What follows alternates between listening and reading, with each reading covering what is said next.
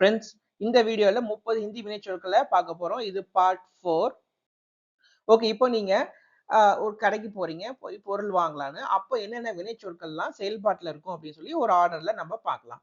First வந்து கேட்டல் அப்படின்னு ஒரு விஷயம் நடக்குது இல்லையா? நீங்க கேட்குறீங்க. அப்போ கேட்டலே 2 விதமான கேட்டல் இருக்கு ஹிந்தியில.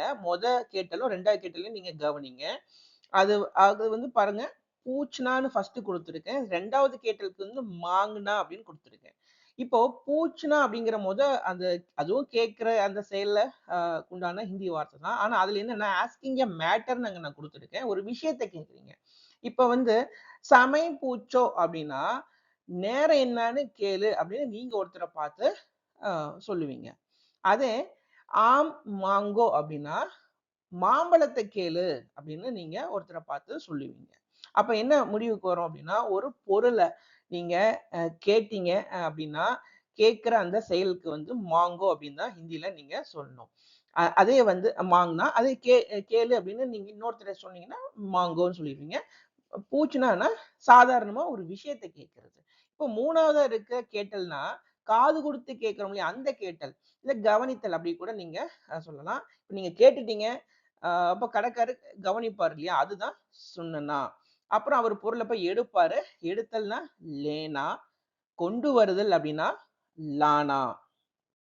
அப்புறம் உங்ககிட்ட கொடுப்பார். கொடுத்தல்னா தேனா. லேனா, லானா, தேனா. டைமிங்கா வருதா? மறுபடியும் டைமிங்கா வருது பாருங்க. நீங்க வாங்குறீங்க. கையில வாங்குறீங்க.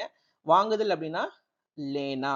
இதுவும் லேனா தான். அப்போ பொருள எடுக்கணும்னாலும் சரி, ஒரு பொருள நீங்க கையில வாங்கணும்னாலும் சரி, ஹிந்தியில ஒரே வார்த்தை தான் லேனாங்கிற அந்த வினைச்சொல்ல பார்க்கிறோம். கட்டணம் செலுத்துதல், புக்தான் கர்னா. ஓகே, அப்போ பைசா குடுத்துட்டீங்க. ஆனா அதுக்கு முன்னாடி சில விஷயங்கள் நடந்திருக்கும் இல்லையா? அது என்னன்னு பார்ப்போமே. இப்போ ஃபார் எக்ஸாம்பிள் எடை போடுதல்னு ஒரு விஷயம் நடக்கும். அப்போ அதுக்கு வந்து தோல்னா அப்படின்னு ஹிந்தி வினைச்சொல்ல நீங்க பார்க்குறீங்க. தோல்னா. அதே பேரம் பேசுதல் அப்படின்னா மோல்பாவ் கர்னா. மோல்பாவ் கர்னா. அதாவது பாவ் அப்படின்னாலே பிரைஸ், விலைன்னு அர்த்தம். அப்போ நீங்க விலைய குறைச்சி நீங்க பேரம் பேசுறது மோல் பாவ்னு அந்த வார்த்தைய நீங்க பார்க்கலாம். அடுத்தது அவரு வந்து இப்ப கடைக்காரர் தள்ளுபடி குடுத்துட்டாரு அப்படின்னா, அந்த குடுக்குற அந்த செயல வந்து சூட் தேனா. இப்பதான் தேனானா குடுக்குறதுன்னு பார்த்தோம். அப்போ சூட் தேனானா தள்ளுபடி குடுக்குறது அப்படின்னு நீங்க புரிஞ்சுக்கலாம். விற்பனை செய்தல். அது எண்ட் ஆஃப் த டே அவர் விக்கிறார் இல்லையா? அதுக்கு வந்து பேச்னா, நீங்க பை பண்றீங்க. அதாவது வாங்குதல்னா கையில வாங்குறது இல்லைங்க. வாங்குதல்னா கொள்முதல் செய்தல்ன்னு கூட நம்ம சொல்லுவோம் இல்லையா? அந்த வார்த்தை வந்துட்டு ஹோல்சேலா வந்துட்டு ப்ராடக்ட் வாங்கும்போது கொள்முதல் செய்றோம்ன்னு சொல்லி அங்கங்க நீங்க கேட்கலாம். பட் ஆனா அந்த வார்த்தை தான் ஆக்சுவலான வார்த்தை. பட் ஆனா கையில வாங்குற அந்த வாங்குதலையே நம்ம இங்கேயும் யூஸ் பண்றோம். ஓகே. நம்ப விஷயத்துக்கு வருவோம். ஹிந்தியில அந்த பர்ச்சேஸ்க்கு உண்டான ஹிந்தி வார்த்தை கரீத்னா. அடுத்தது லாபம் அடைதல் அப்படின்னா, லாப் ஹோனா. நஷ்டம் அடைதல் அப்படின்னா நுக்சான் ஹோனா. ஓகே. இப்போ இது ஒரு புது சிச்சுவேஷன். இது என்னன்னா, நீங்க ஒரு கோயிலுக்கு போறீங்க. அப்போ அங்க என்னென்ன வினைச்சொற்கள்லாம் பயன்பாட்டுல இருக்குன்னு சொல்லி பார்க்கலாம். ஃபர்ஸ்ட் வந்து செல்லுதல் அப்படிங்கிற அந்த விஷயத்துக்கு வினைச்சொல் ஹிந்தி வினைச்சொல் பாருங்க. ஜானா, ஜானா. பார்த்தல், அதாவது கடவுள நீங்க பார்க்குறீங்க. ஸோ அது வந்து தேக்னா, தேக்னா. அப்புறம் வழிபடுவீங்க. பூஜா கர்னா. தியானித்தல், தியான் கர்னா. சடங்கு செய்தல், அனுஷ்டான் கர்னா.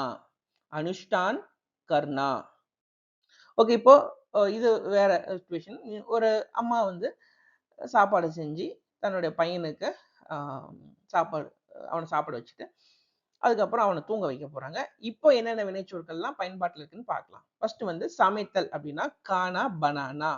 பனானா அப்படின்னாலே ஒரு விஷயத்த உருவாக்குறது, உருவாக்குறது, கிரியேட் பண்றதுன்னு தான் நம்ப பார்ப்போம். இங்க வந்து கானானா சாப்பாடு, சாப்பாட உருவாக்குறாங்க, கிரியேட் பண்றாங்கன்னு நம்ப அந்த அர்த்தம் பார்க்கிறோம்.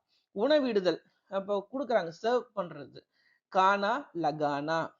கானா, லகானா. இப்போ ஊட்டி விடுறாங்கன்னு வச்சுக்கோங்களேன்.